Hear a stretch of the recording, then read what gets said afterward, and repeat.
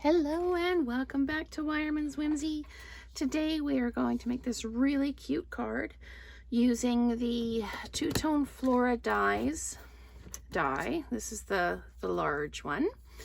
And the greeting comes from the Something Fancy set with the fancy dies that go with it. And I've got some open weave fresh freesia ribbon. And I am using the Fancy Flora paper in behind. So I've got a balmy blue card base and I'm going to lay this down. There's a couple of ways you can do this. You can use an adhesive sheet on this piece if you want, but I kind of wanted the middle pieces to be a little bit more flexible. So I left it loose. So I'm just going to pop this down like this. And I've cut this to 5 1/4 by 4. You might need to make it like 5 3/8 by 4, because the die, when you use it, whatever size piece of paper you put it on,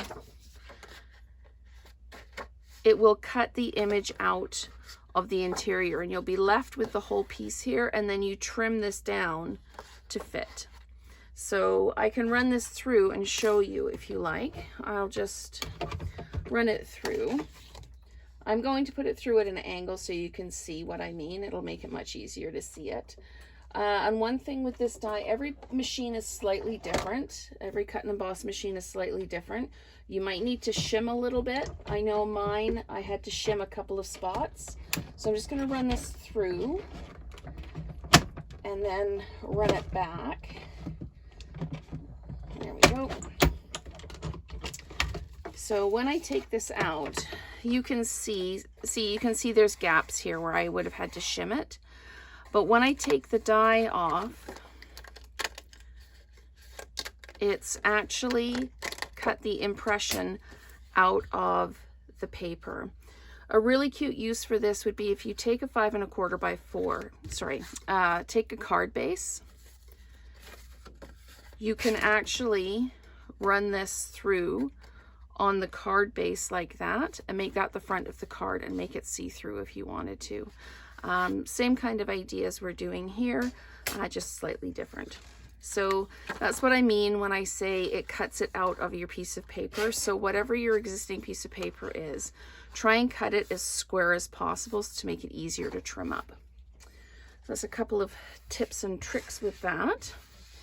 Now for this, I'm going to, part of it I want to glue down because it's easier than putting tape on, but I am going to run the stamp and seal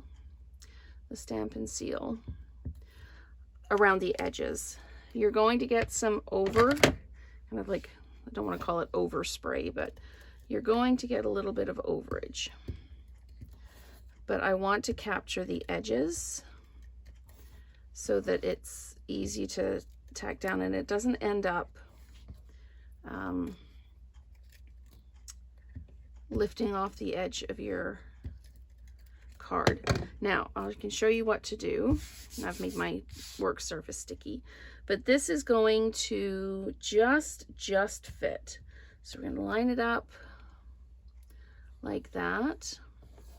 We've got some of that glue down. So there's some of the tape is showing a little bit. So what we can do is we can just take our tape eraser and just give it a bit of a rub. Now you want to be careful with the little pieces, but you can pick it up. I don't know if you can hear it kind of ticking as it picks it up. There we go. You can just use that. You can use your finger if you want. Whatever you have, you can use. So that's basically the card. And then I took the second thing I wanted to show you here. My fresh freesia, doesn't seem to matter how often I re-ink it. It's not very dark. And sometimes I like it just to be a little bit darker. So what I've done is I've got my Stamparatus and I'm just going to keep restamping it. So I've inked up. I'm going to pop this down and see how much lighter it is than the image there. So I'm just going to ink it up again. Joy of the Stamparatus is it's going to stamp it exactly the same place again. So ink up again, little press, and there we go. And you just keep doing that until it's as dark as you want it to be. So there we go. That's made it much darker than the initial image. So we can just pop that out of the way. I will clean that later. And we are going to run this one through the Stampin' Cut and Emboss. It's about time I got a new base plate. What I do is I always use the top plate and the base plate. I never switch them over. So when I get a new set of plates, I will take my top plate and make it the cutting plate and put a brand new plate on top. I seem to get more use out of my plates doing that. So I'm just going to make sure that's squared up. Stick it down so it doesn't move. And I'll run it through the machine. So let's do that. There we go. And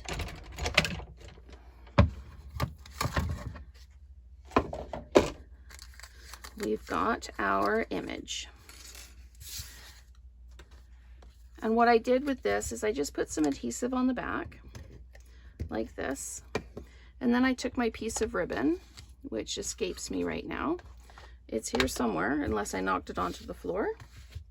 But I do have my ribbon. There it is. It went back on the spool. So all I did is I made sure this was the way up I wanted it. And I'm just kind of weaving this back and forth in the adhesive that I put on the back, just like that. And I'm going to grab a couple of dimensionals and pop them on. And you can put the greeting wherever you like. I chose to put it down at the bottom because this is so pretty here. So I just popped this down towards the bottom. And then I've got some of the pastel pearls. Now this is I think this is the Purple Posy, but it actually goes very, very well with this. So the pastel pearls are still available, even though they are the in colors from a couple of years ago. The Seaside Spray, and that's the Rococo Rose, and the Purple Posy. So there we go. And I'll pop 3 over here too. And